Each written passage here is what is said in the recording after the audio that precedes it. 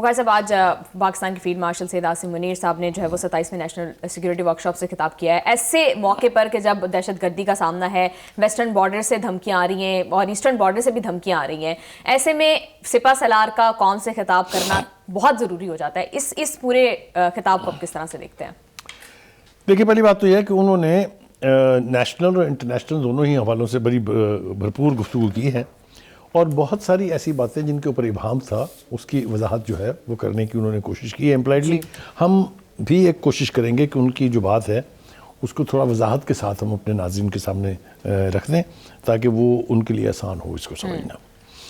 پہلی بات تو یہ کہ اس پر گفتگو کرنے سے پہلے میں آپ سے یہ ریکال کرنا چاہوں گا کہ پی ٹی آئی کی حکومت میں ہم نے 1 پیج منترا سنی تھی جی کہ ہم تو جی 1 پیج کے اوپر ہیں اسٹیبلشمنٹ کے ساتھ، اور پھر جس طرح سے اس 1 پیج کی کتاب کو پھاڑا ہے انہوں نے وہ بھی ہم سب کے سامنے ہے.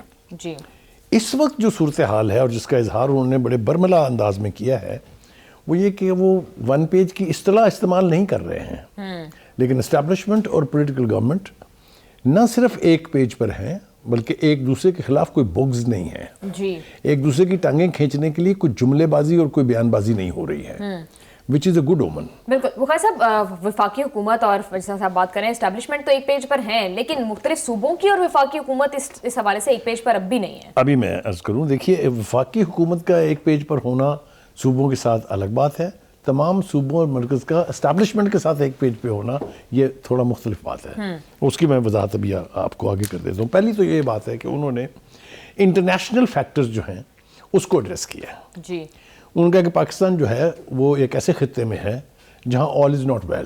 جی بالکل. جہاں دہشت گردی ہو رہی ہے، جہاں بڑا دشمن جو ہے وہ ہڑپ کرنے کے چکر میں پڑا ہوا ہے، جہاں کشمیر کے حوالے سے اسٹیٹ ٹیررزم ہو رہی ہے، جہاں افغانستان کے حوالے سے دہشت گردی کی سہولت کاری ہو رہی ہے، گوریلا وارفیئر. تو انہوں نے اس کو سم اپ کیا ہے کہ ہمارے چاروں طرف حالات نارمل نہیں ہیں، لیکن ہم ان حالات کو ٹیکل کرنے کے لیے 2 چیزوں کی ضرورت ہے. انہوں نے اس کی مثال دی، ان کا مارکہ حق جو ہے وہ اپنے سے سائز پاپولیشن کے اعتبار سے 10 گنا بڑے اور پاور کے اعتبار سے 5 گنا بڑے دشمن کو جس طریقے سے ہم نے دھول چٹائی، وہ صرف اس لیے ممکن ہوا کہ حکومت وقت، عوام اور اسٹیبلشمنٹ یعنی فوجی قیادت 1 پیج پر تھے.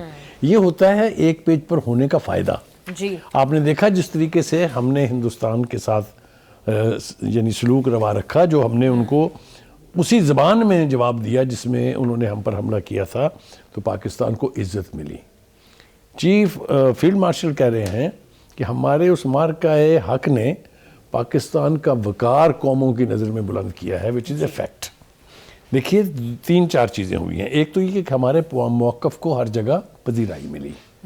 دوسرا یہ کہ ہماری جو پروڈکشن سکل ہے، یہ GF-17 تھنڈر جو ہے یہ جہاز کے جہاز نہیں آئے ہیں، یہ کامرہ ریبلڈ فیکٹری میں بنے ہیں. جی تو ہماری اس پروڈکشن کی جو ریپوٹیشن بنی ہے وہ بھی آپ کے سامنے ہے، اور جو تجیز کے ساتھ ابھی ہوا، کوئی تجاز کہہ رہا ہے، اس کو تجیز کہہ رہا ہے، جو ہندوستان نے اتنے فین فیئر کے ساتھ مینوفیکچرنگ کی تھی، ہونے والے کانٹریکٹ منسوخ ہو رہے ہیں.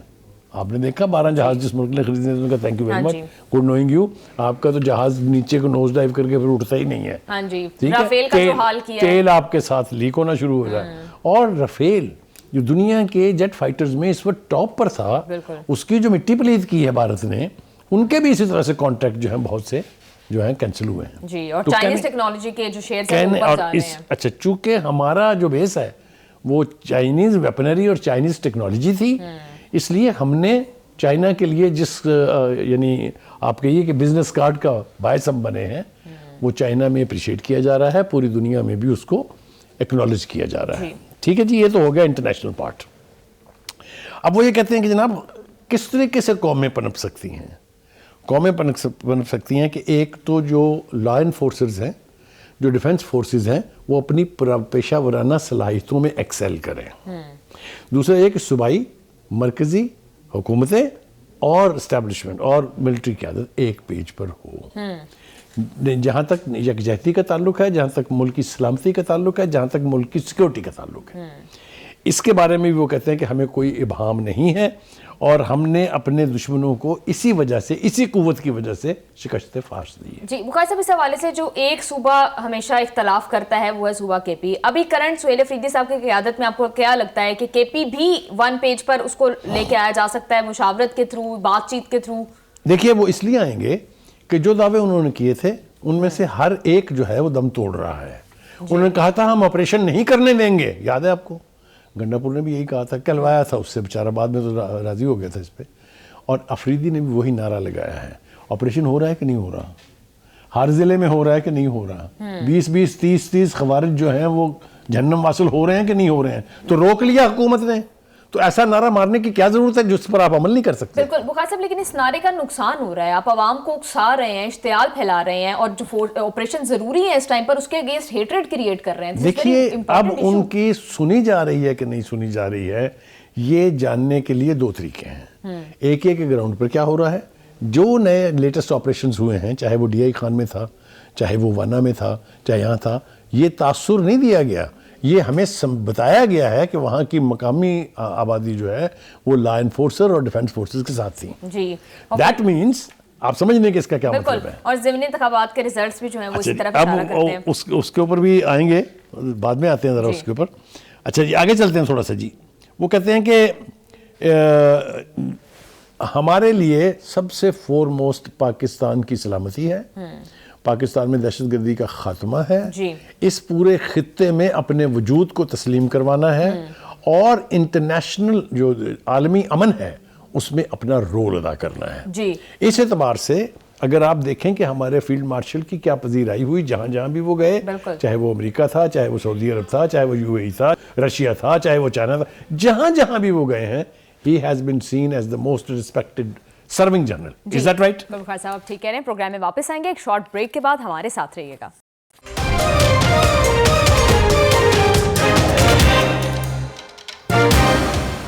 Welcome back to the show. Field marshal صاحب نے ایرانی سپریم نیشنل سیکورٹی کونسل کے سیکرٹری سے بھی ملاقات کی ہے۔ آپ کو کیا لگتا ہے بخاری صاحب، ایران کتنا اہم کردار ادا کر سکتا ہے being a neighbouring country of both Afghanistan and Pakistan? بالکل ٹھیک، بہت اہم سوال ہے آپ کا۔ پہلے تو میں آپ کو آپ کے ساتھ شیئر کرنا چاہوں گا اور اپنے ناظرین کو بتانا چاہوں گا ہو از علی لاریجانی۔ جی علی لاریجانی جو بہت بڑی شورائے عظمیٰ ہے، جو انقلاب کی کسٹوڈین ہے، اس کے اہم رکن رہے ہیں، اور جو ایران کا نیوکلیئر پروگرام ہے اس کے سربراہ رہے ہیں، اور جب وہ اس کے سربراہ تھے اس موصوف نے ان کا انٹرویو کیا تھا اس وقت کے اخبار مسلم کے لیے۔ جی تو میں انہیں بہت اچھی طرح سے جانتا ہوں، ویری امپورٹنٹ پرسن۔ یہ جو مذاکرات کی بات چل رہی ہے امریکہ کے ساتھ، جوہری مذاکرات کی، یا جو پہلے 6 ملکوں کا ایک وہ کمیٹی بنی تھی جس کے ساتھ مذاکرات ہو رہے تھے، ہی از دا مین بیہائنڈ دیٹ، تو ہی از اے ویری امپورٹنٹ پرسن۔ بالکل وہ ملے ہیں اور انہوں نے ایکنالج کیا ہے فیلڈ مارشل کی فوج، فیلڈ مارشل اور پاکستان کی حکومت کے رول کو for maintenance of peace in this region. جی بڑے کھلے الفاظ میں انہوں نے یہ کہا ہے۔ دوسری بات یہ کہ ہمارے جنرل صاحب نے یہ کہا ہے کہ ایران کے ساتھ ہماری strategic relation ship is very old, مطلب کئی دہائیوں پر۔ کچھ لوگ تو اس کو اصطلاحاً یہ کہتے ہیں کہ پاکستان اور ایران کے تعلقات جو ہیں وہ سینچریز اولڈ ہیں، کیونکہ اسی خطے میں واقع تھے دونوں، اور بہت ساری چیزیں کامن ہیں۔ وہ بھی مسلمان ہیں، ہم بھی مسلمان ہیں، they believe in one God, we believe in one God, and so on۔ اسی طرح سے یہ ساری باتیں تو افغانستان کے ساتھ بھی میچ کرتی ہیں، لیکن وہاں تو حالات، مگر وہاں نہ لاریجانی ہے نہ خامنئی ہے، وہاں پر تو اس وقت جو ہے وہ آپ کے سامنے ہے، اور جس طرح کی زبان وہ سمجھتے ہیں۔ دیکھیے ایک بات یاد رکھیں، چاہے یہ انڈیویجول کا معاملہ ہو یا قوموں کا معاملہ ہو، اگر آپ کے اوپر ٹرسٹ نہیں ہے، اگر آپ میں کمٹمنٹ نہیں ہے، تو آپ کو کوئی عزت نہیں ملے گی، اور یہ ہوتا جا رہا ہے۔ اس وقت کتنی دیر ہو گئی ہے طالبان حکومت کو وہاں بیٹھے ہوئے، ابھی تک وہ عبوری کی عبوری ہے، ابھی تک اس کو اسٹیٹ ہوڈ کا سٹیٹس تسلیم نہیں کیا گیا ہے، لہٰذا وہ بھی انہی گروہوں کی طرح ہو گئی ہے جیسے گروہ پہلے اس کے اوپر حکومت کرتے رہے ہیں۔ Very unfortunate. Anyway, coming back to Larijani, تو عاصم منیر نے کہا کہ ایران کے ساتھ ہمارے تعلقات اسٹریٹجک ہیں، اور اس کی تفصیل کا اس وقت نہیں ہے۔ اس نئے چینجنگ سیناریو میں Iran and Pakistan have become very important. جی وقار صاحب، ایران کردار کیا ادا کر سکتا ہے ابھی افغانستان کے ساتھ جو ہمارا ایشو چل رہا ہے وہ بہت ایران کے ساتھ؟ ایران نے ثالثی کی آفر کر دی ہے پاکستان کو، جس کو ہم نے سنجیدگی سے لے کے اس کو ویلکم کیا ہے. اب افغانستان نے رسپونڈ کرنا ہے. بالکل. بخاری صاحب، ثالثی کی کوشش تو پہلے قطر، ترکیہ، یہ جو ہے ممالک بھی کر چکے ہیں. ایران اگر ثالث کے طور پر کردار ادا کرتا ہے تو کیا مختلف؟ ایک بنیادی فرق یہ ہے کہ ایران اس خطے میں کامن بارڈر کے ساتھ ہے. اس کا افغانستان کے ساتھ بھی بارڈر ملتا ہے، ہمارے ساتھ بھی بارڈر ملتا ہے. سو یہ بہت فرق ہے. قطر اور Turkey they are situated far اوے.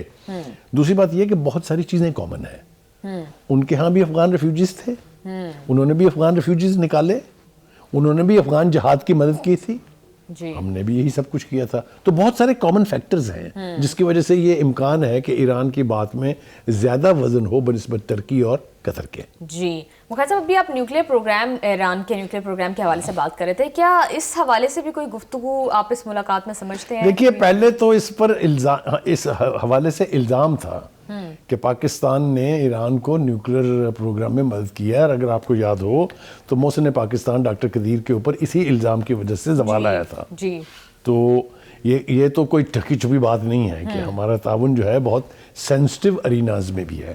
لیکن جو بات ہمیں نہیں بھولنی چاہیے وہ کہ Iran believes in self Reliance.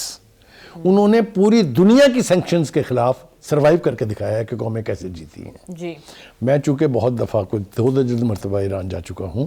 میں نے وہاں کے بہت امپورٹنٹ لوگوں کے انٹرویوز کیے ہیں. میں نے امام خمینی کا انٹرویوز کیا ہے اس چٹائی کے اوپر بیٹھ کے 2 فٹ کے فاصلے سے. کیا بات. تو مجھے وہاں کے مائنڈ سیٹ کا پتہ ہے.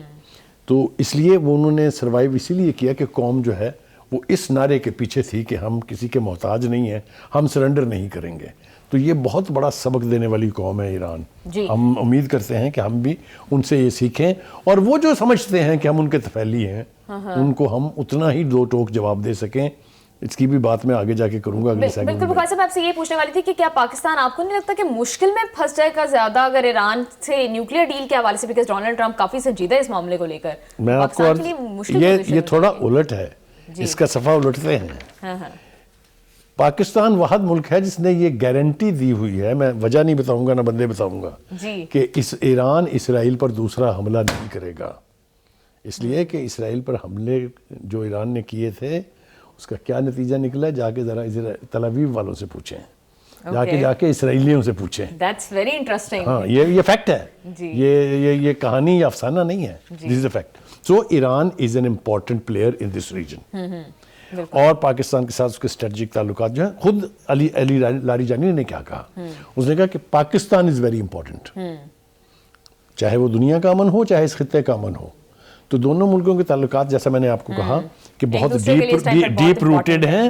اور ہم نے امریکہ بہادر کو بتا دیا ہے کہ جو چاہے ہو جائے ہم اپنے تعلقات ایران سے کسی قیمت کے اوپر یعنی ختم نہیں ہونے دیں گے یا ان میں کمی نہیں آنے دیں گے. یہ بالکل اسی طرح ہے جس طرح ہم نے چائنا کے حوالے سے بھی کہا ہے کہ at no cost will we ever let our relations with China be disturbed. جی بالکل. بخاری صاحب، خواجہ صاحب بھی اس حوالے سے بات کر رہے ہیں اور کہہ رہے ہیں کہ طالبان سے کسی قسم کی امیدیں جو ہیں وہ تمام قسم کی امیدیں ختم ہو چکی ہیں. تو پھر کس طرح سے ڈیل کیا جائے گا؟ کیا واحد راستہ اب یوز آف فورس ہے؟ دیکھیے، پہلی بات تو یہ جو خواجہ آصف صاحب نے بڑی تفصیل سے بات کی ہے، شاید ہمارے پاس وقت نہیں ہوگا اس کو تفصیل سے ہم بیان کر پائیں، لیکن انہوں نے 2 بنیادی باتیں کی ہیں. ایک تو یہ کہ آپ کو یاد ہے حضرت علی کا قول ہے کہ جس پر احسان کرو اس کے شر سے ڈرو. ہمارے احسانات کی فہرست اتنی طویل ہے کہ اس کو بیان کرنے بیٹھوں میں تو کئی گھنٹے گزر جائیں گے. جی بالکل. لیکن آگے سے ہمیں اس کا جواب کیا ملا ہے؟ وہ جو کل تک ہر چیز میں پاکستان کے محتاج تھے، آج ہندوستان کے ہاتھوں میں کھلونا بن کر ہمیں آنکھیں دکھا رہے ہیں. اس کا کیا نتیجہ بھگتنا پڑے گا افغانستان کو، یہ افغانستان کے عوام سے پوچھیں. اس وقت وہاں جو حالات پرویل کر رہے ہیں نا، تاکہ وہ دیکھیں کہ کس قسم پرسی کا حال ہے. اس لیے بزنس ان کا بند ہے، ہم نے بارڈر بند کیا ہوا ہے. کچھ نہ یہاں سے جا رہا ہے نہ وہاں سے آ رہا ہے، نہ ڈالر آ رہے ہیں نہ ڈالر جا رہے ہیں. ذرا تھوڑی دیر ٹھہریں تو صحیح، آپ دیکھیے تو صحیح کہ بنتا کیا ہے. ایک تو یہ بات ہوگی. دوسری بات یہ کہ وہ یہ کہتے ہیں کہ یہ بدقسمتی کی بات ہے کہ افغانستان میں جو اس وقت حکومت ہے طالبان کی، وہ ایک گروہ سے زیادہ بہتر نہیں ہے. بے ترتیب ہے، جتنے منہ ہیں اتنی آوازیں ہیں، کوئی کنسسٹنسی نہیں ہے، وعدہ کچھ کرتے ہیں کرتے کچھ ہیں. کہتے ہیں یہ طالبان یہ ٹی ٹی پی کے لوگ ہیں, تحریک طالبان پاکستان کے, یہ آپ کے لوگ ہیں, آپ لے جائیں, لیکن ان کی سہولت کاری بھی کر رہے ہیں, ان کو اسلحہ بھی دے رہے ہیں, ان کو فنڈنگ بھی کر رہے ہیں. جی بالکل. تو یہ اس قسم کی منافقت جو ہے اب اس کی مزید گنجائش نہیں ہے. جی بخاری صاحب بالکل ٹھیک کہہ رہے ہیں. پروگرام میں واپس آئیں گے ہم ایک شارٹ بریک کے بعد, ہمارے ساتھ رہیے گا.